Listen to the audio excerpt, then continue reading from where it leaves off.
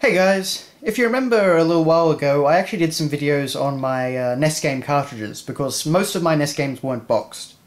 Well, this time I'd like to do a little bit of a similar thing and just kind of talk through a little story that led to this, my Legend of Zelda Majora's Mask cartridge. I sadly don't have the box and manual for this. I definitely plan to get it sometime, so whenever I do, we'll definitely take a look at that. But yeah, for now I thought I might just take a little look at this. And basically, I got this in either 2003 or 2004. I was looking for the game because the video store where I used to hire it no longer had it.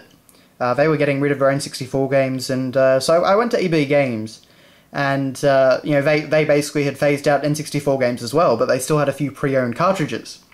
And one of them was this. And I think this was actually $50 or $60 or something like that. But back then, the price of an N64 game was about $100 a piece. If not a little bit more upon, back at the very start.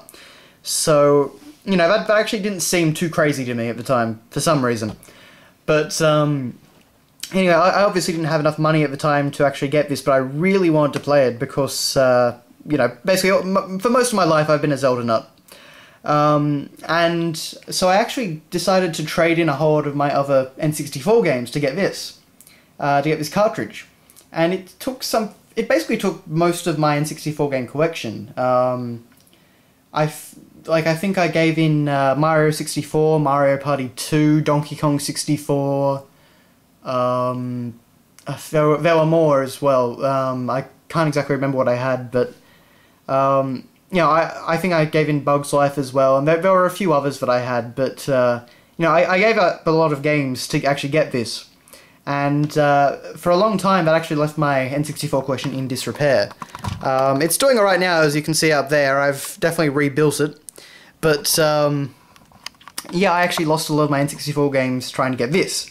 And, it's a good thing Majora's Mask is so very good, because I really did enjoy, getting this at the time. And it's been great to be able to actually replay it, on a whim in the years since. But, yeah. So this cartridge, as you can see, actually wasn't in great condition. There's a lot of marking and scratches and stuff on it, which may or may not show up properly on the camera. There's a big gash there and stuff like that. There's a little bit of kind of marking on the cartridge. I don't know if that will show up on the camera, but you can see it with the naked eye. And one of the things I do love about this is the kid that had it before me had scribbled Zelda 2 on the side. Now, I knew it wasn't Zelda 2, because I had played Zelda 2. So, that was a common thing at the time. Ocarina of Time was Zelda 1, and so Majora's Mask was then Zelda 2. But, simply because people hadn't played the Super Nintendo or, NES games. So I had, of course, I had to change that to Zelda 6. At the time. That kind of shows a bit of my fanboyism at the time, but, yeah. On the back, as you can see, this was just pretty standard. I'm actually not sure about the American version of this. I think this might have been another case where we got the American Collector's Edition as our base version, because we had entirely gold cartridges for Ocarina of Time, and we had entirely gold cartridges for Majora's Mask as well. So I don't know if that was the case or not, but anyway. So yeah, I figured we'd just talk a little bit about my Majora's Mask cartridge and what went into it back at the time. It seems crazy to me to think that I'd actually give up all those games just to grab a cartridge. I definitely wouldn't do that now, but, anyway, in the long run, considering how expensive Majora's Mask has gotten, I'm kind of thankful for, to actually have a working copy of it. But, anyway, so thanks a lot for watching, guys, and I will see you later.